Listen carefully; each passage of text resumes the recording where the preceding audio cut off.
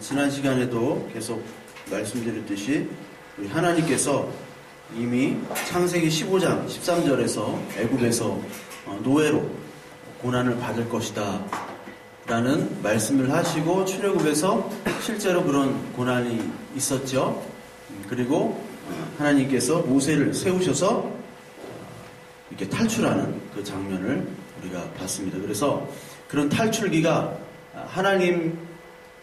하나님으로부터 이제 실체인 그 주 예수 그리스도가 나오는 그 구원의 관점에서 이 역사와 이 성경을 보지 않으면 어떻게 된다고요? 그냥 현장에만 머무르는. 그래서 그 그림으로 이것은 파이프가 아니다 라는 그림을 얘기를 했죠. 그러니까 실체라는 것을 가지고 그 현장에, 그 형상에 나타나는 그 뒷면을 봐야지, 그 뒷면을 보지 못하는 껍데기만 본다면 우리는 예수 그리스도 그리고 그 후에 모세, 이런 탈출 그리고 구원, 이런 관점들이 다 세상적인 혁명과 개혁으로밖에 볼 수 없다라고 말씀을 드렸잖아요. 기억나시죠? 네. 그래서 그 관점으로 우리가 이 성경 말씀을 봐야 된다. 그래서 하나님께서의 역사, 하나님의 역사와 인간의 역사가 있는데, 인간의 역사가 하나님의 역사 안에 들어가잖아요.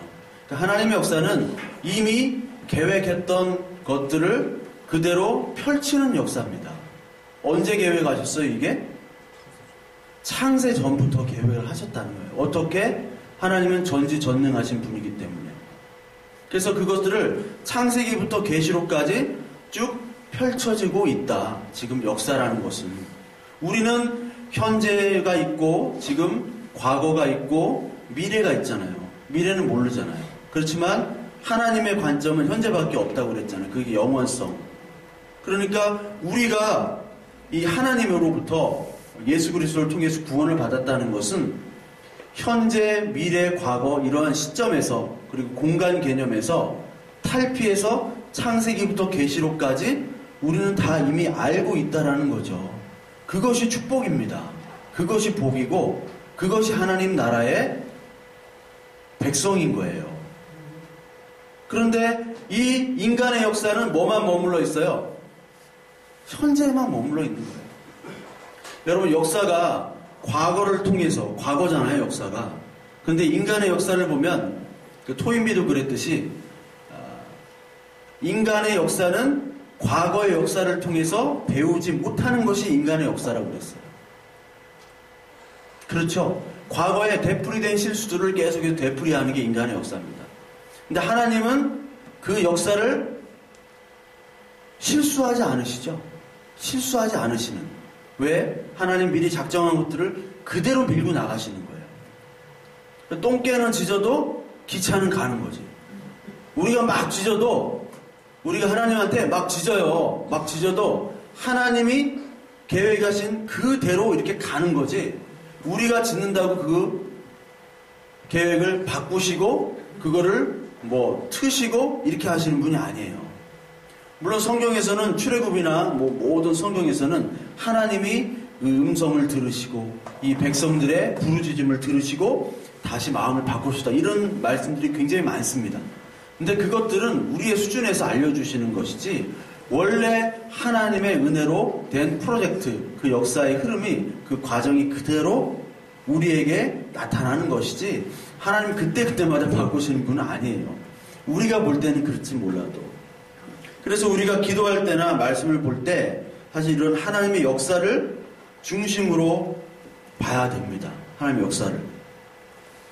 그래서 오늘 이 출애굽에 볼 때, 오늘 그 사도행전을 통해서 출애굽을 봤죠.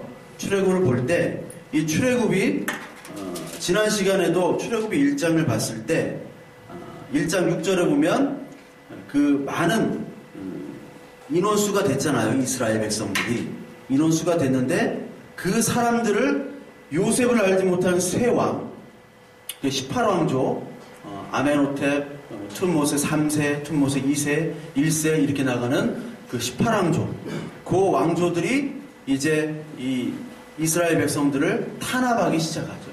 탄압하기. 그 역사성에 대해서는 제가 나중에 너무 길어지니까 나중에 말씀을 드릴 텐데, 탄압을 하게 되고 이제 어떻게 합니까? 죽이게 되죠. 어린아이들을 죽이려고 하는 거예요. 어린아이들. 근데 이 어린아이들을 죽이는 것들이 어디 나오냐면 마태복음에 똑같이 나옵니다. 마태복음 2장 16절 여기 보이시나요?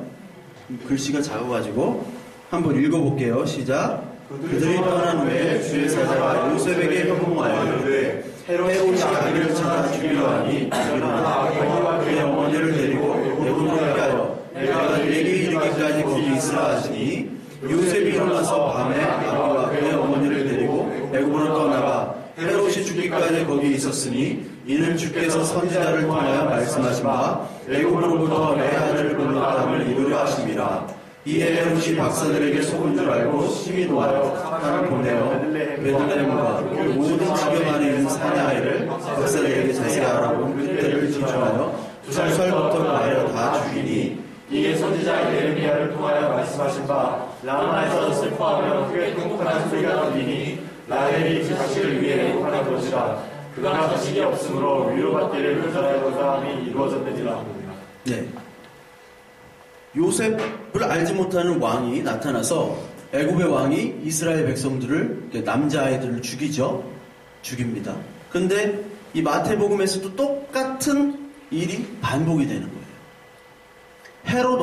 헤롯 왕은 그 이둠의 에돔 출신인데 이 헤롯 왕이 예수 그리스도를 죽이려고 하는 거죠. 그러니까 사탄의 역할입니다. 이게 사탄의 하수인.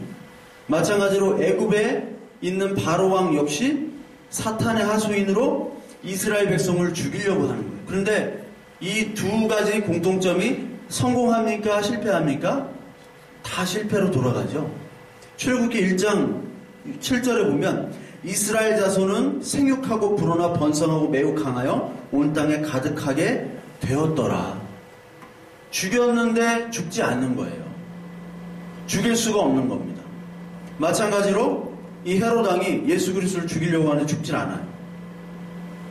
근데 이거는 과거 얘기죠. 오늘 현재도 마찬가지입니다. 오늘 현재 우리를 죽이려고 하는 거예요. 우리 교회를 죽이려고 하는 겁니다. 사탄은. 계시록 12장 4절에서 5절을 보면 그 용은 그 꼬리로 하늘의 별 3분의 1을 휩쓸어서 땅으로 내던졌습니다. 그 용은 이거 많이 했죠? 이거 우리가 많이 봤으니까. 그 용은 막 해산하려고 하는 그 여자 앞에 서, 여자하면 교회잖아요. 교회 앞에 서가지고 그 여자가 아기를 낳기만 하면 삼켜버리려고 노리고 있었습니다. 이 아기가 누구예요? 예수 그리스도잖아요. 똑같습니다. 이 계시록에 나온 것들이 바로 출애굽에 나오고 바로 예수 그리스도의 마태복음 2장에 동시에 나오는 거예요. 그리고 마침내 그 여자는 아들을 낳았습니다. 마침내 낳았대요. 실패를 한 거지, 사탄이. 그 아기는 장차 쇠지팡이, 철장이라고 하는데 시편 2편의 철장으로 지휘봉입니다. 지휘봉. 철장으로 만국을 다스리는 권위 있는 자가 되셨고 그 아기는 하나님께로 곧 그분의 보좌로 이끌려 올라갔고 그 장면이 나오면서 계시록 12장 마지막 부분에는 그 용이 이제 화가 나가지고 이제 교회를 쓸어버리려고 이제 물을 뿜지요, 용이. 근데도 물이 땅이 갑자기 딱 벌어져가지고 그 물을 다 삼키는 장면이 나옵니다. 그러니까 이 용은 지금도 교회를 노리고, 지금 왜냐면 예수 그리스도는 탄생을 했습니다. 실패했습니다. 그래서 누구를 노리냐면 이제 교회를 노리는 거예요. 그러나 그 머리는 상했죠. 창세기 3장 15절에 그 대가리는 끊어진 거예요. 이미 죽은 상태라고요. 사탄은 지금 힘이 없습니다. 그러나 아직까지 미혹된 힘이 있어요. 미혹할 수 있는. 그것에 교회들이 미혹되고 유혹되고 넘어갈 수 있다는 거죠. 지금 현상이. 그 어떤 이 창세기부터 이 계시록까지의 그리스도와 교회의 역사들을 우리는 보면서 이 현상들을 봐야지만이 이 교회 현상들을 이해할 수 있고 이 세상 현상들을 역사적으로 이해할 수 있는데 이것들을 놓치면 다 부분적인 모자이크 지식밖에 안 된다는 거예요. 이 애굽은 바로 이러한 모자이크 지식만을 주는 장소입니다. 애굽은.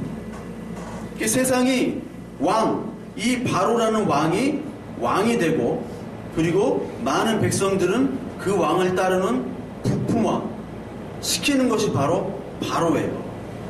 그래서 피라미드 벽돌 찍어내듯이 계속해서 사람들, 자기에게 복종하는 사람들로만 만들도록 찍어내는 역할이 바로 애굽의 역할입니다.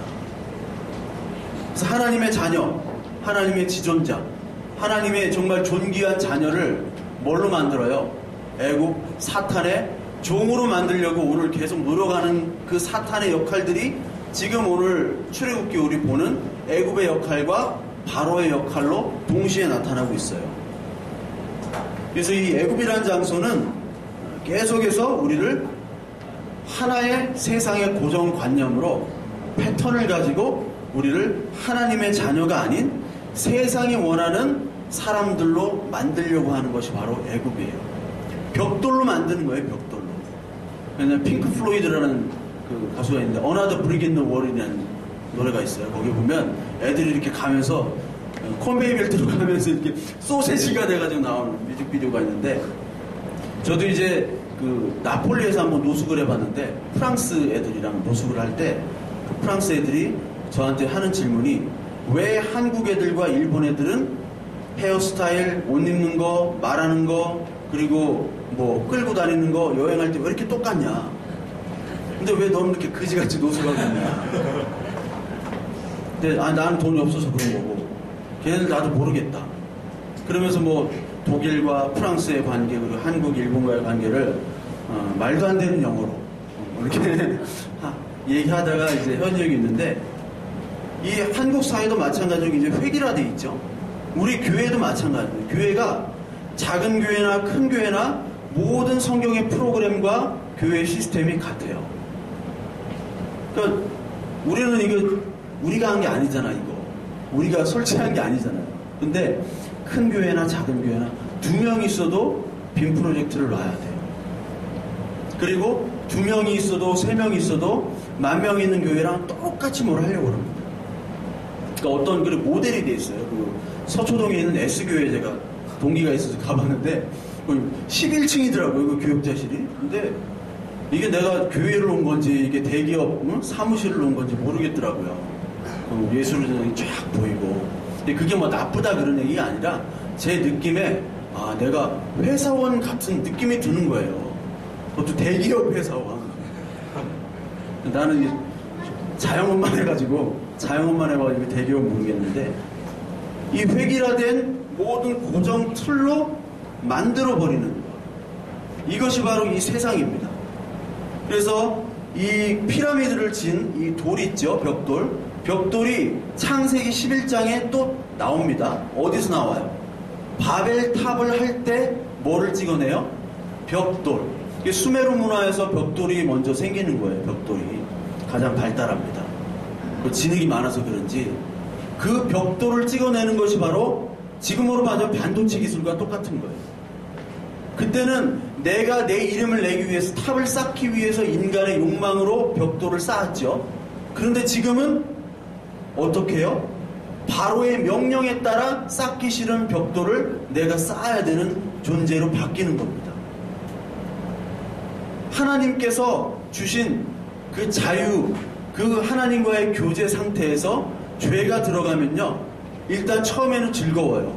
처음에는 내가 가지고 있는 과학과 지식과 내가 하는 생각을 가지고 벽돌을 쌓습니다. 나의 벽돌, 즐겁게. 근데 그 벽돌이 나중에는 어떻게 되냐면, 벽돌이 나를 쌓게 만들어요. 술 마셔보신 분들 다 알잖아요. 술을 먹다가 이제 술이 나를 먹는다. 그것처럼 주객이 전도되는 것이 바로 애굽의 사회예요. 그래서 그 애굽의 사회에서 하나님께서는 구원을 하시는데, 출애굽기 6장 5절에서 7절, 우리가 지금 현대인에게 구원이란 얘기를 하면 현대인들은 잘 모릅니다. 왜요? 지금 내가 살고 있고 풍족한 거예요. 그러나 일제시대 때의 구원을 얘기하면, 그래서 일제시대 때 많은 그 성경 중에 요한계시록, 출애굽기가 가장 많이 읽혔어요. 특히 오늘 같은 출애굽 백성들에게 구원이라는 모델이 정확하게 박히잖아요. 어디로부터 구원? 바로의 압제로부터의 구원이라는 것이 정확하게 알게 되는 겁니다. 그래서 오늘 출애굽기 6장 5절에서 7절 같이 한번 읽어볼게요. 시작. 이제 애굽 사람이 종으로 삼은 이스라엘 자손의 신음소리를 내가 듣고 나의 언약을 기억하노라. 그러므로 이스라엘 자손에게 말하기를 나는 여호와라. 내가 애굽 사람의 무거운 짐 밑에서 너희를 빼내며 그들의 노역에서 너희를 건지며 너희를 성장하여 너희를 내 백성으로 삼고 나는 너희의 하나님이 되리니 나는 애굽 사람의 무거운 짐 밑에서 너희를 빼내 너희의 하나님 여호와인 줄 너희가 알지라. 내가 아브라함과 이삭과 야곱에게 주기로 맹세한 땅으로 너희를 인도하고 그 땅을 너희에게 주어 기업을 삼게 하리라. 나는 여호와라 하셨다 하라. 모세가 이와 같이 이스라엘 자손에게 전하나 그들의 마음이 상함과 과학한 노력을 말미암아 모세의 말을 듣지 아니하였더라. 애굽 사람의 무거운 짐에서 너희를 빼냈다.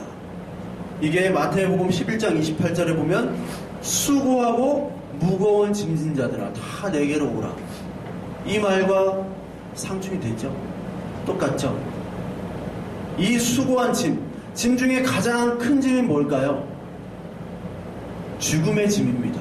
죄의 짐이에요. 죄의 결과는 사망이라고 그랬잖아요. 에베소 2장 1절에 보면 허물과 죄로 죽었던 너희를 살리셨도다. 이미 죽었다라는 완료형을 써요. 한글 성경도 그렇게 씁니다. 우리는 죽은 존재예요. 주여마 그렇지. 죽은 존재지. 지금 살았는데 죽은 존재라고 하면 이상하지. 근데 우리는 죽었다는 존재를 인정해야지만이 이 출애굽기 구원 예수 그리스도를 받아들일 수 있는 겁니다. 그런데 애굽은 안 죽었다고 뻗팅기는 거예요. 왜? 하나님의 역사를 부인하니까. 이 하나님의 역사성을 부인하게 되면, 하나님의 구원사적으로 모든 이 세상을 보는 것을 부인하게 되면, 이 역사성이 바로 계시란 뜻입니다. 하나님이 이 역사에 보여주는 것이 계시라는 것인데, 이 잠언 29장 11절에 보면 계시가 없는 백성은 방자하다고 그랬어요. 방자하다. 그러니까 하나님의 역사를 보지 못하는 백성들은 아무리 지가 뛰어나고 그리고 학식이 있고 돈이 많고 하더라도 그것을 하나님은 뭐라고 평가하냐면 방자하다는 평가를 하시는 거예요.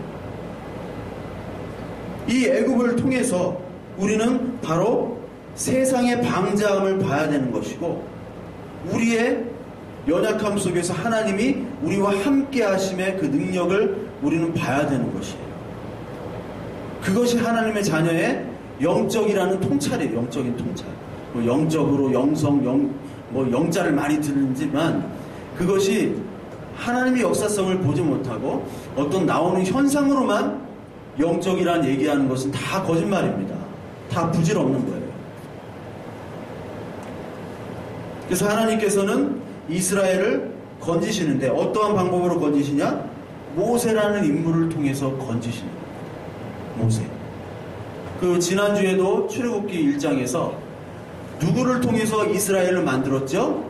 야곱을 통해서 만들었잖아요. 야곱의 환도뼈가 부러지죠? 환도뼈가 예레크라고 그랬습니다. 예레크는 그 환도뼈가 부러지는 동시에 생식 성불구가 되는 거예요. 그래서 야곱의 허리에서 나왔다는 오늘 출애굽기 1장 6절의 말씀이 허리에서 나올 수가 없는 거예요. 왜? 임신이 안 되는데 허리에서 나왔다. 그것은 바로 하나님의 방법으로 구원을 시킨다는 거죠.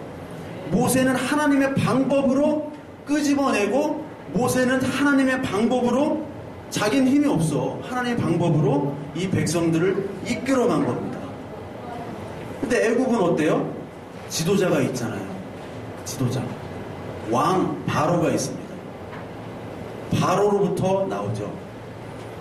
세상의 조직, 바로의 애굽의 군대와 이스라엘의 그 오합지졸의 사람들과 대조가 되는 거예요. 이 세상은 누굴 추구합니까? 바로의 왕, 카리스마. 바로는 딱 명령을 하고 지시를 하고 방향을 가리키잖아요. 그런 거 좋아하죠? 우리 교회 딱 오면 누가 야 이렇게 해, 저렇게 해, 이렇게 적용하면 하나님이 복 주시고, 이렇게 하면 이렇게 되고, 너 이렇게 하면 이렇게 하면은 이런 아웃풋이 나올 거야. 이런 것들을 굉장히 좋아합니다. 저도 그걸 알고 있어요. 그런데 이 이스라엘 백성들은 방향이 없어요. 그날 모세가 하나님의 말씀을 받으면 가야 되고 못 받으면 가만히 있어야 되고 방향이 없어. 모압 지졸이에요. 누가 그런 걸 따라가요? 파라오는 형상이 있잖아요. 근데 하나님이 누군지도 모르고 이름도 몰라요. 성도 몰라요. 얼굴도 몰라요. 아무것도 몰라. 근데 무작정 가래. 일단 가. 일단 가는 거 일단 가. 누가 거길 따라가겠냐고요. 누가. 우리 교회 조직이 없잖아. 이런 교회 누가 오겠어? 비전이 있어요? 비전도 없어. 방향이 있어? 방향도 없어. 누가 오겠어? 누가. 뭔가 꾸며진 건물과 조직과 강력한 카리스마로 통치하는 열정과 비전을 가진 사람들을 따라가지. 이게 아이러니한 거예요. 이스라엘은 보이지 않는 하나님을 따라가는 모험을 해야 되는데 누가 모험을 할 수 있는 사람이 아무도 없기 때문에 억지로 하나님이 다 깨고 죽이고 애굽을 완전히 황폐화시켜서 애굽을 떠나지 않을 수밖에 없도록 하시는 겁니다. 우리 인생도 마찬가지예요. 누가 예수 믿고 싶어하는 사람이 어디 있냐고요. 도대체. 복음은 하나님이 끌고 가는 건데 내 뜻과 반대로. 종교는 내 뜻대로 하려고 하는데 누가 가려고 해요. 안 되니까 우리가 날아가게 하잖아요. 이렇게. 군대 가자마자 나 염색하고 귀 뚫으려고 그랬다가 그 간첩자로 도전할 때 머리들 다 빠져가지고 하나님이 날아가게 하시는 거예요. 그것에 우리가 감사할 수 있는 신앙을 길러야 된다고요. 우리가 날아가는 신앙을, 날아가는 것에 하나님께 감사할 수 있음을 고백할 수 있는 사람이 하나님 자녀입니다. 그렇다고 무턱대고 그냥 무조건 감사 이렇게 미친놈 마냥 하면 안 돼. 또 이렇게 무조건 감사하면 축복받는다고 하죠. 무조건 감사하는 분들도 계세요. 그렇게 하지 말고 이 하나님의 인도하심을 보라는 거예요. 이런 거예요. 이 세상 애굽은 폼을 얘기하는데 폼을 하나님은 끊어버립니다. 그러니까 계속해서 끌려가도록 하나님이 붙잡아주시고 하나님이 내가 떨어지지 않도록 하시는 것이 바로 은혜예요. 나는 그런 능력이 없기 때문에. 그래서 우리 한번 부르심을 한번 봐봐요. 부르심이 고린도전서 1장 21절에 보면 하나님의 지혜에 있어서는 이 세상이 자기의 지혜로 하나님을 알지 못하므로 하나님께서 전도에 미련하는 것으로 믿는 자들을 구원하시기를 기뻐하셨도다. 유대인들은 표적을 구하고 헬라인은 지혜를 찾으나 우리는 십자가에 못 박힌 그리스도를 전하니 유대인에게는 꺼리끼는 것이요 이방인에게는 미련한 것이로되 오직 부름받은 자들에게는 유대인이나 헬라인이가 그리스도는 하나님의 능력이요 하나님의 지혜라. 하나님의 약하심이 사람보다 강하니라. 형제들아 너희들의 부르심을 한번 보라. 육체를 따라 지혜로운 자가 많지 않다. 능한 자가 많지 않지요. 문벌 좋은 자가 많지 아니하도다. 그러나 하나님께서 세상에 미련한 것들을 택하사 지혜 있는 자들을 부끄럽게 하시려고 세상에 약한 것들을 택하사 강한 것들을 부끄럽게 하려 하시며 하나님께서 세상에 천한 것들과 멸시받는 것들과 없는 것들을 택하사 있는 것들을 폐하려 하시나니 이는 아무 육체도 하나님 앞에서 자랑하지 못하게 하려 하심이라. 너희는 하나님으로부터 나서 그리스도 예수 안에 있고 예수는 하나님으로부터 나와서 우리에게 지혜와 의로움과 거룩함과 구원함이 되셨으니 기록된 바 자랑하는 자는 주 안에서 자랑함과 같게 하려 함이라. 자랑할 게 없는 거예요. 하나님의 은혜만 자랑하면 된다는 겁니다. 그런데 이 애굽은 하나님의 은혜를 자랑하기보다 자신의 업적들을 자랑하는 것이잖아요. 특히 애굽은 먹고 마시는 일에 취하도록 합니다. 먹고 마신다는 게 그냥 밥 먹고 막 술 먹고 이런 얘기가 아니라 보여지는 것 그리고 감각적으로 만족하는 곳에 충족시킨다는 거예요. 우리 여기 지도를 한번 보시면 이 애굽의 출애굽 지도입니다. 여러분이 지리가 좀 약하신 분도 있을 텐데 이쪽 땅이 이제 이집트 땅이죠. 이쪽 땅이 고센이라고 하는데, 여기 고센이라고 하는 데가 에집트 땅이고, 여기서 쭉 밑으로 쭉 내려와서 그 밑에가 시내산이라는 데가 있죠? 시내산. 그래서 다시 이렇게 가데스 바네아라는 곳까지 갑니다. 가데스 바네아가 굉장히 중요한 이유가 바로 뭐냐면, 나중에 민수기 13장에 보면 여기서 12명의 정탐꾼을 보내요. 근데 이 정탐꾼 중에 2명 누구죠? 여호수아랑 갈렙만 빼고는 다 메뚜기라고 얘기하죠. 우리는 저기 밥이다. 우리는 저기 쟤네들한테 진다.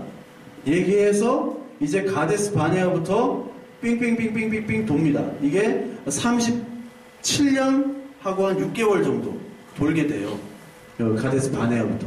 그래서 그 사해와 요단강 그리고 갈릴리 오른쪽 에돔 모압 암몬 쪽으로 들어가서 여리고를 들어가서 그 가나안 땅을 차지하는 그 역사가 있는데, 이 역사 속에서 이스라엘 백성들을 오늘 그 사도행전 읽었을 때 이스라엘 광야 교회라고 분명히 읽었어요. 우리 사도행전 아까 본문에서 이 이스라엘 백성들이 이 광야 기간을 동안에 교회라고 하는 겁니다. 하나님께서는 이 광야 기간 동안에 가장 불평불만이 뭐였을까요?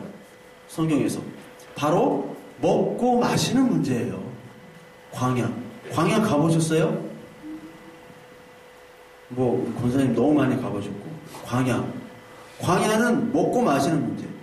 그러니까 출애굽을 한 후에 그렇게 많은 기적을 봤음에도 불구하고 바로 물 달라고 그리고 밥 달라고 하는 게 바로 이 인간의 모습인 겁니다.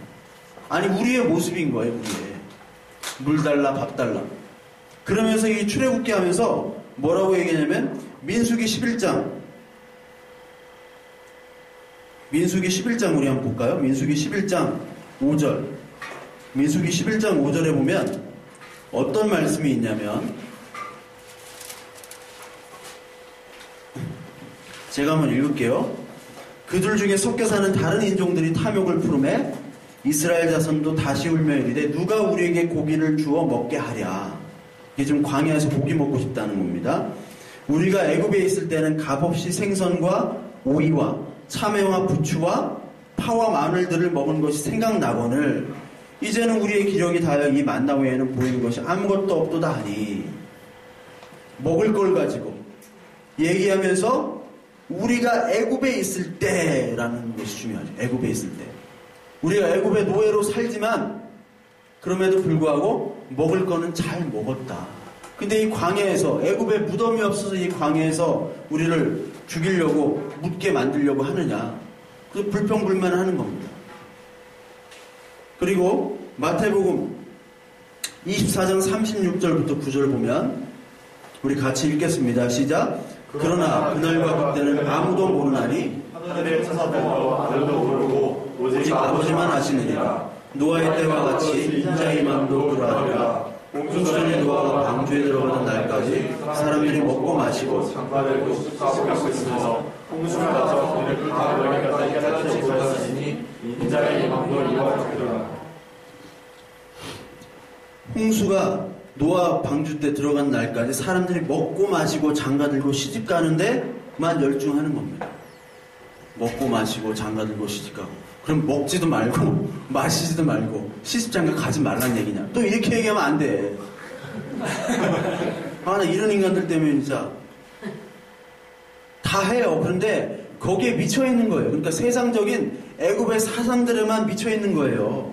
시집가고 장가가고 여기에만 그냥 이게 인생의 목표야. 먹고 마시는 게. 요한복음 26장부터 7절에서 예수께서 그들에게 대답하셨다. 내가 진정으로 2번 썼어요. 이게 아멘 아멘이라는 뜻입니다.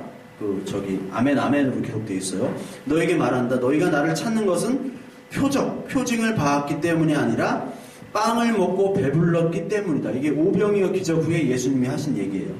그 사람들한테 썩어 없어질 양식을 얻으려고 일하는 곳이 바로 애굽이고 영생에 이르도록 남아있는 양식을 얻으려고 일하는 곳이 바로 하나님 나라입니다. 그게 가나안 땅이에요. 이 양식은 인자가 너에게 줄 것이다. 아버지 하나님께서 인자를 인정하셨기 때문이다.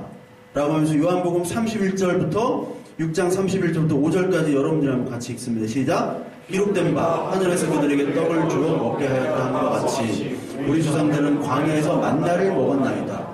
예수께서 이르시되 너희가 진실로 너희에게 이르노니 모세가 너희에게 하늘로부터 떡을 준 것이 아니라 내 아버지께서 너희에게 하늘로부터 참떡을 주시나니 하나님의 떡은 하늘에서 내려 세상에 생명을 주는 것이 아니라 그들이 이르되 주여 이 떡을 항상 우리에게 주소서. 예수께서 이르시되 나는 생명의 떡이니 내게 오는 자는 결코 줄이지 아니할 터요 나는 믿는 자는 영원히 여기서 보면 우리 예수님이 어디에서 탄생을 하셨습니까? 베들레헴에서 탄생하셨죠. 베들레헴이란 뜻이 바로 뭐냐면 빵집이에요. 밥집. 여기는 떡집으로 나왔죠. 떡빵 밥. 먹는 집입니다. 먹는 집에서 예수님이 뭐로 나오냐면 빵떡으로 오신 거예요. 예수님께서 나는 생명의 떡이다. 빵이다. 이게 헬라어로 이렇게 씁니다. 아르토스라고 써요. 아르토스. 아르토스라고 쓰는데 이 생명의 떡이라고 얘기하면서 나는 생명의 떡이라고 한글말은 얘기했지만 이 생명의 나는 그 생명의 떡이라고 얘기해요. 그 생명이 이게 보이실지 모르겠지만 이렇게 써요. 테스 조에스. 그 테스가 정관사거든요. 그 생명의 떡으로 얘기해요. 아르토스. 아르토스가 떡이에요. 떡빵. 치토스 생각하면 돼요. 과자. 치토스, 아르토스. 그 생명이라는 거예요. 그 생명. 다른 생명은 될 수가 없고 나만이 이 생명의 떡이라는 겁니다. 그런데 이 세상은 너만이 아니라 다른 것도 다 생명의 떡이 될 수 있어라고 말하는 것이 애굽이잖아요. 근데 기껏 내가 생명의 떡이고 내가 생명수다라고 그렇게 가르치고 애굽에서 탈출시켜 놓으니까 결국 이 사람들이 뭐를 얘기하냐면 애굽으로 다시 돌아가고 싶다. 우리 교회 광야 시절을 겪으면 우리의 성도들이 그렇다는 거죠. 여러분 우리 로또 한 20억 당첨되면 전화번호 바꾸고 사라질 사람 나부터 사라질 거야 아마. 나부터 20억 딱 당첨되면 사라질 거예요. 만약에 우리 교회가 아무런 조직도 없고 그런데 한 1000억 있는 사람이 한 100억 딱 주고 딱 100억을 딱 드리겠습니다. 목사님 10억은 목사님이 아무렇게나 쓰십시오. 딱 하면 제가 그럼 여러분들은 은혜를 받은 사람들이기 때문에 저한테 목사님이 10억 가지고 뭐 딴지 달라고 그러니까 막 이렇게 우리가 서로 싸울 거야. 그럼 내가 막 나가라 그러겠지. 필요 없다고. 10억 있는데 뭐 교인이 있으면 어때? 없으면 어떻고. 10억인데 안 그래요? 우리는 그런 존재라고요. 그런 불평불만하고 애굽의 떡을 구하는 사람들이라고요. 그러니까 하나님은 이 애굽의 떡을 계속 안 주시고 죽을 때쯤에서 주시고 죽을 때쯤에서 주시고 계속해서 우리에게 고난을 주시는 거예요. 왜? 하나님만 바라볼 수 있게. 우리는 언제든지 떠날지 모르니까. 그러면 알려주시면 불구하고 우리 끝까지 이 애굽의 백성들, 애굽에서 떠난 이스라엘 백성들이 그 출애굽기 32장에 금송아지를 만들어 이게 애굽의 신이, 애굽에서 우리를 구원하신 신이다, 하나님이다라고 또 이런 짓을 하는 거예요. 즉 우리는 구제불능 존재다. 왜요? 죄로 죽은 존재니까. 그 죽은 존재가 살았다고 계속해서 바벨탑을 쌓으려고 하는 곳이 애굽이 아니라 지금 현재 우리가 몸담고 있는 우리고요. 우리가 모여있는 교회라고요. 애굽이 교회예요. 딴 데가 애굽이 아니야. 절이 애굽, 뭐 이슬람 사원이 거기는 아예 아니야. 우리는 상관이 없어요. 교회가 애굽이라니까요. 그래서 교회에서 많이 하는 게 뭡니까? 글로벌 크리스천 리더. 글로벌 크리스천 리더. 좋은 거는 다 갖다 놨어. 글로벌 크리스천 리더. 글로벌 리더 하면 안 돼. 크리스천이 꼭 들어가야 돼. 제가 학교에서 강의하는 게 글로벌 비즈니스 마케팅이잖아요. 하여튼 이 글로벌, 인터내셔널 이런 거 들어가면요. 좀 수준이 낮은 데는 인터내셔널 글로벌을 집어넣어요. 그거 아셔야 돼요. 세계 최고, 동양 최대, 뭐 첫 번째 이런 거 들어가면 참 수준이 낮구나 이렇게 인식하셔야 돼요. 근데 막 글로벌 리더니 뭐 학습법 있잖아요. 다니엘 헤니 학습법 이런 거. 다니엘 헤니, 다니엘처럼 이렇게 막 하면 공부를 잘하고, 어떤 목사님들이 설교보다도 내 아들이 하버드에 들어간 그런 것들을 간증하고 하면 사람들이 구름대처럼 몰려들고, 그것들이 다 뭐냐면 하나님이 방법이 아닌 세상의 방법으로 인재를 세우겠다는 거죠. 근데 하나님의 방법은 그렇게 세워지지 않았잖아요. 모세는 교육을 받았지만 40년간 처가살이를 냈잖아요. 하나님의 리더 방법, 하나님의 사람을 키우는 것은 그렇게 인간의 교육제도에서 키워지지 않습니다. 예수님이 대학 안 나오셨어요. 우리 학벌이 훨씬 좋아. 예수님보다.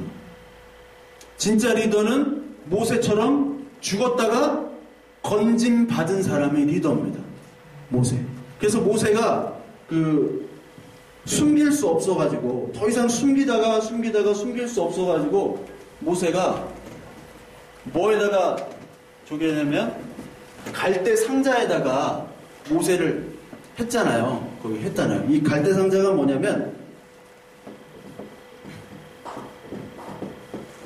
테바라고 합니다. 이거 테바. 히브리 말로 테바인데, 이 테바가 뭐냐면 방주 있죠. 방주. 노아 방주를 테바라고 얘기해요. 테바. 방주는 키가 있습니까? 없습니까? 저는 키가 없죠. 갈대는 이제 우리가 숨겨도 이제 더 이상 숨길 수 없으니까 얘를 잡히면 죽으니까 이제 물에 떠내보내는 거예요. 뭐가 돼가지고? 방주로. 즉 하나님께 맡기는 겁니다. 하나님, 나 이제 손 들었어요. 하나님이 하세요. 이 아이 죽으면 죽는 거고, 그것이 하나님 뜻이고, 아니면 아닌 거고. 방주로, 키가 없는 거예요. 이 방주로 가는 거예요. 더 이상 살릴 수 없는. 구원도 마찬가지예요. 우리가 구원을 어떻게 받습니까? 이스라엘 백성들이 어떻게 구원을 받아요? 안 가니까. 모세부터도 거부하니까. 그러니까 하나님, 나 손들도록, 하나님 손들도록 하는 거예요. 테바를 만들어버린다고, 테바를. 구원은 이 갈대 상자가 돼야지 구원이지, 갈대 상자가 되지 않으면 우리가 구원을 받을 수 없는 악한 존재임을 성경에서 늘 얘기합니다. 그래서 하나님께서만이 이 키를 쥐고 계신 거예요. 하나님만이 산떡이라는 것을 보여주고 있는 겁니다. 하나님만이. 근데 다른 종교에서는 하나님만이 산떡이냐? 우리도 산떡 아니냐? 그렇게 얘기할 수 있죠. 우리도 열심히 하나님 믿는데, 너희들은 하나님이라고 그러고 우리는 부처님이라고 그러고 쟤네는 알라라고 그러고 막 같이 부르는 건데 너희들만 산떡이라고 할 수 있느냐? 여기서 이스라엘 백성들이 헷갈리는 거예요. 가나안 땅까지는 그냥 하나님의 인도로 왔습니다. 기적을 봤어요. 이게 진짜 하나님인가 보다. 우리 조상 아브라함과 이삭과 야곱의 하나님이 이게 그냥 우리 집안신이 아니라 이 온 세상을 창조하고 구원하시고 관장하시는 진짜 유일하신 온리 가시구나, 하나님이구나고는 생각을 했을 텐데, 가나안 가니까 상황이 달라집니다. 가나안 가니까. 우리도 신앙생활을 하다가도 이게 하나님인 줄 알았는데 이게 아닌가비요 하는 타이밍이 분명히 옵니다. 분명히 와야 돼요. 그리고 와야 돼. 조용 안 오면 안 돼. 너 돈 많다고 그러면 안 돼. 분명히 옵니다. 타이밍이. 그 타이밍이 출애굽기에서는 송아지를 만들고요. 그리고 가나안 땅 가서 비가 안 내리네. 그러니까 비가 내리는 신, 폭풍의 신, 바알 아세라. 거기를 이제 섬겨야지만이 먹고 사는 거예요. 우리는 안 그런 줄 알아요? 우리도 똑같다고. 우리도 똑같아. 하나님의 이름이나 하나님의 그 역사적인 사건을 알고 있지만 우리가 현실에서 부딪힐 때 다른 신과 혼동될 때가 너무 많습니다. 진짜 내가 이 믿는 게 하나님일까? 나는 정말 하나님 믿을까? 하나님이란 어떤 존재일까? 여러분 그런 고민 안 해보셨어요? 예? 우리만 은혜라는 단어를 쓴다고 생각하세요? 절에도 쓰고 다 써요. 구원. 우리만 구원을 받는다고 생각할까요? 절에도 구원이에요. 하나님이에요. 미국 가면 부디스트 처치예요. 처치. 절이라고 안 해. 부디스트 처치라고 그런다고. 불교를 제가 잠깐 예를 들면 여러분 불교가 얼마나 이 기독교랑 똑같냐면요. 불교는 원래 소승불교라는 것과 대승불교라는 게 있잖아요. 소승불교라는 거, 대승불교. 근데 이 소승불교라는 것은 원래 부파불교라고 원래 그 부처님이 이 은혜와 자비를 설파했는데 그것들이 제자들에 의해서 법으로 바뀌는 거예요. 법으로. 법 중심이에요. 법 중심. 소승이라는 거는 대승불교에서 이게 좀 비하해서 말하는 말이고 그 상좌불교나 부파불교라고 얘기합니다. 법 중심이에요. 근데 이 대승불교는 뭐냐면 대승불교는 불 중심이에요. 불 중심. 이게 뭐냐면 이 법이라는 것은 구약 성경으로 얘기하면 율법 중심입니다. 율법 중심이고 여기는 예수 그리스도의 은혜 중심이죠. 예수 그리스도의 은혜 중심. 그렇게 되겠죠. 똑같습니다. 그러니까 이 소승불교 쪽은 내가 어떠한 고행을 하고 내가 좋은 일을 해야지 열반이 되는 거예요. 닛바나 니르바나 열반이 되는 거고 이쪽은 누구나 열반을 할 수가 없잖아요. 그러니까 예수 그리스도의 은혜처럼 부처님의 자비 은혜가 필요한 거예요. 그래서 보살이라는 개념을 씁니다. 보살. 하나의 그래서 팬들이 보살이라는데 그 보살이 아니라 보살이라는 게 뭐냐면 자기는 열반 해탈을 하지 않아요. 자기는. 그러면서 중생들을 구제하기 위해서 이 수레로 막 중생들을 아무함이 타빌만 하면 이렇게 구원시키는 게 보살이에요. 문수보살, 지장보살 여러 가지. 이게 누구예요? 바로 그리스도잖아요. 똑같아요. 그래서 천국으로 가는 거라고요. 그래서 대승이란 말을 승자, 이게 술의 승자를 쓴다고. 술의 승자. 크게 간다. 몽땅 그냥 실어 나른다. 이게 만인 구원이에요. 만인 구원. WCC처럼 만인 구원설. 네가 이 보살이 예수 그리스도의 은혜로 이렇게 구원이 되면 너도 보살이 된다. 즉 만인 제사장설. 이게 만인 보살설과 만인 제사장설은 같습니다. 그리고 여기는 옛날엔 율법이었는데 여기는 지금 은혜입니다.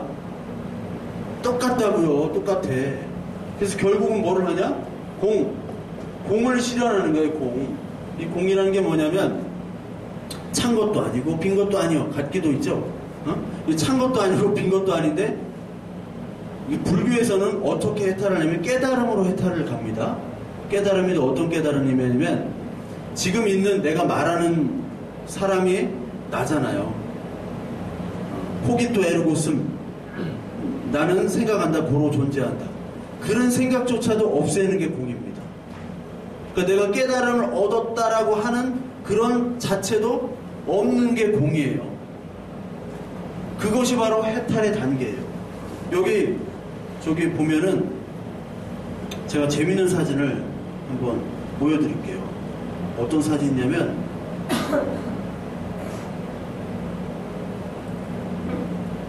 재미난 사진을 제가 보여드리겠습니다. 이게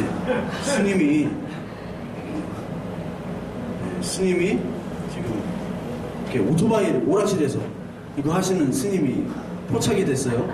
여러분들이 볼 때는 이 스님이 땡중 같아 보이죠. 여러분이 볼 때는. 이게 소승불교에서는 아주 땡중입니다. 근데 대승 쪽으로 가면 굉장히 도통한 아주 도사급, 아주 고승이 모습이에요. 고승이. 불교는 왜? 이분은 지금 고행을 하고 있는 거예요. 부처님을 만나는 거예요. 부처님을. 왜? 이 오토바이와 내가 한 몸이 되는데 그 한 몸도 한 몸이 아니야. 이 한 몸이라는 인식을 하는 순간에 이거는 불교가 아니에요. 지금 열중을 하지만 지금 나는 지금 수행을 하고 있고 수행하는 생각조차도 하지 않고 있다라는 굉장히 심오한 지금 장면이에요. 지금 여러분들이 웃지만 진짜 그렇다니까요. 우리나라 고승들이 경어, 원효 이런 사람들, 진목 이런 사람들은, 이런 스님들은 맨날 술과 고기를 즐겨 드셨어요. 여러분들 저같이 머리 없는 사람들이, 스님들이 한 10명이 둘러앉아서 막 고기 꺼먹으면 얼마나 웃기겠어, 식당에서. 그런데 이것은 정말 이 대승불교의 고승들만이 할 수 있는 거예요. 이 용기는 대단한 거야. 진짜예요. 왜요? 이 사람은 해탈 하나님을 만난 사람이기 때문에. 그렇다면 우리는 이걸 가지고 웃지만, 그럼 우리가 뭐 열심히 예배드리고 기도하고 찬양하고 그것이 그럼 하나님을 사랑하는 거 증거가 될 수 있어요? 없어요. 절대 될 수 없습니다. 여기 광야 시대 때 열심히 제사를 드리고 율법을 행하고 하나님 명령을 주셨죠. 근데 그게 불가능하잖아요. 불가능. 여기 스님들도 마찬가지예요. 계속 고행을 통해서 불가능함을 깨닫는 이 스님은 이제 하나님 그 보살, 예수 그리스도가 아니죠. 그 부처님의 보살을 바라면서 지금 부처님과 합일되기 위해서, 부처님의 자녀가 되기 위해서 지금 열심히 지금 수행을 하는 분이에요. 우리는 그러면 이들과 어떻게 구분을 해야 돼요? 아까 우리가 구원을 못하니까 타협구원의 의미도 나왔죠. 불교랑 똑같죠. 너희들은 하나님이지만 우리는 부처님이라고 하는 용어만 바꾸는데 왜 너희들만 그렇게 유난이냐. 이 이스라엘 백성들이 광야 갔을 때 똑같은 얘기를 했다고, 똑같은 얘기를 들었다고요. 니들이 하나님이야, 우리도 하나님 바알이야. 바알인 뜻이 로드, 주님이에요. 주님. Lord, 큐리어스. 우리의 땅의 주인인데 너희의 땅의 주인 바알 신에도 부활 장면이 있어요. 부활 신화가 있어요. 똑같은데 너희만 하나님, 우리 이름만 문화에 따라 바뀐 거지. 그게 아니니까 여기서는 너희 하나님도 포기하지 말고 하나님 열심히 섬겨. 그런데 동시에 바알도 같이 하자. 똑같은데 그럼 넘어가요, 안 넘어가요? 당연히 넘어가지. 우리한테도 마찬가지죠. 똑같은데 지금 WC 쪽으로 넘어가서 다 그런 거예요. 이 연구하고 보니까 불교랑 너무 맞는 거야. 불교랑 대화할 수 있고 소통할 수 있는 거야. 그러니까 하나님이나 부처나 어차피 하나님이, 하나님 사랑의 하나님 아닐까? 해서 똑같이 얘기하는 거예요. 우리의 현실이 과거의 현실이고 앞으로 미래에도 똑같이 그렇게 되는 겁니다. 그때 어떻게 구분해야 되냐고요. 어떻게 구분할 거예요? 어떻게? 제가 그때 히브리어로 아쉐르 에의 아쉐르, 나는 나다, 에고 에이미, 그 말을 썼지요. 출판을 해가지고. 이 말은 뭐냐면 나 이외의 존재나 내 계획에 어떠한 인간적이나 다른 외부 환경이 끼어들 수 없다는 것. 즉 하나님의 목적과 하나님의 존재와 하나님의 일하심은 우리 인간을 위해서, 우리를 사랑하셔서 우리를 구원하시지만 궁극적으로 하나님 자신을 위해서 하는 겁니다. 오늘 아까 그 출애굽기 볼 때 어떻게 구원하셨어요? 뭐 때문에 구원하셨어요? 그 출애굽기 6장 보면 신음소리를 내가 듣고, 신음소리를 듣기는 옛날부터 아셨어요. 이 신음소리를, 창세기 아브라함부터. 근데 나의 언약을 기억한 거. 내가 언약은 일방적인 거라고 그랬잖아요. 일방적인 언약을 내가 나의 거룩함과 나의 신실함을 증명하기 위해서 내가 하는 거니까 너희들을 사랑할 사실 두 번째예요. 우리를 사랑하는 거. 물론 사랑하시지만 내 존재, 내 기억, 내 언약을 기억하는 것으로 내가 하는 것이지, 니들이 하만 질질 짠다 하더라도 나는 꼼짝 하나 안 하시는 분이 하나님이에요. 그걸 우리는 놓친다고요. 그거를 놓치니까, 그 하나님을 모르니까 지성이면 감천이다 하고 열심히 드리지만 이게 바알 신앙입니다. 지성이면 감천이다. 기우제 하면은 반드시 비가 와요. 왜? 비가 올 때까지 하면 되니까. 비가 올 때까지. 우리 기도할 때 어떻게 합니까? 여러분, 기도는 반드시 응답이 됩니다. 왜 응답이 됩니까? 응답이 될 때까지 기도하니까. 근데 하나님은 너의 상태와 너의 감정과 너의 모습과 상관없이 그냥 똥개는 짖어도 그냥 간다니까. 그냥 그거를 놓치면은 우리가 바알 신앙 한 끗만 뒤집으면 됩니다. 남에서 저만 하면 빼면 님이잖아. 님남, 도로남. 이거 노래 해줘야 되나? 도로남이 되는 거예요. 도로 바알이 되는 거예요. 하나님은 전혀 이것과 상관이 없습니다. 그러니까 오직 당신이 위해 누구의 존재 목적을 위해 존재하거나 일하시지 않는 분이 바로 하나님이에요. 그럼 하나님 어떻게 증명합니까? 증명 못해요. 증명 못한다고. 제발 좀 하나님 믿도록 이렇게 해주세요. 불가능해요. 불가능하다니까요. 절대 불가능합니다. 우리와 전혀 다른 분이에요. 근데 그 다른 분이 어떻게 오셨어요?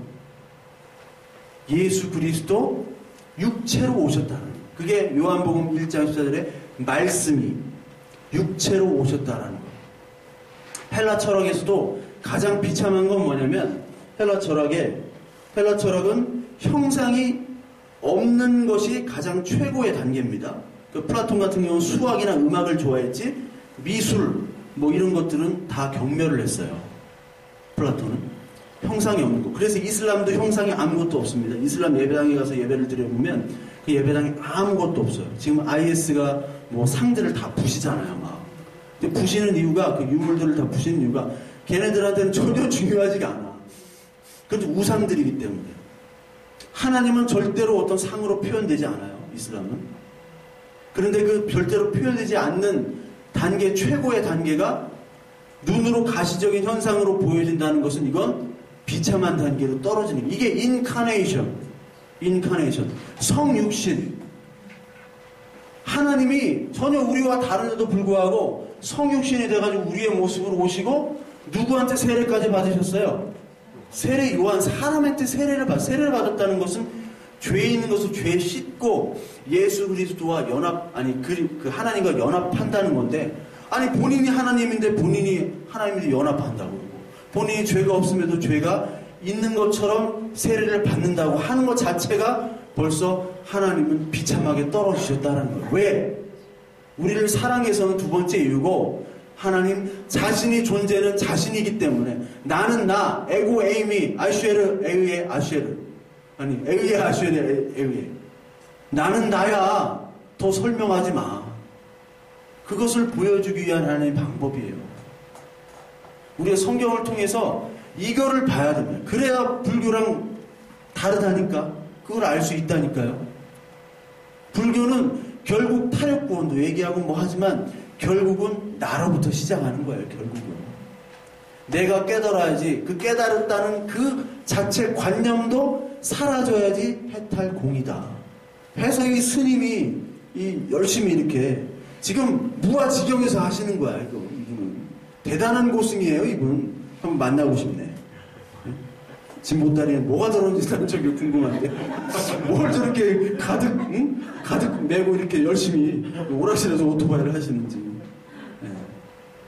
여러분, 하나님의 초월자, 우리가 전혀 파악할 수 없는 분임에도 불구하고 우리와 함께 하신, 말씀이 육신에서 오셨다는 그 은혜, 우리는 아직 예수님을 보지 못하지만 이 말씀으로 우리와 함께 계신다는 그 은혜로 이 광야 출애굽 백성처럼 하지 마시고 우리가 정말 그 역사성을 깨달으면서 그 반복된 실수가 아닌 하나님의 은혜로 한 주간 또 더 살아가시고, 다음 주에 이제 본격적으로 출애굽기에 대한 설명들을 더 해나갈 텐데 거기에 대해서 좀 읽어보시고 이렇게 오시면 감사하겠습니다. 우리 기도하겠습니다.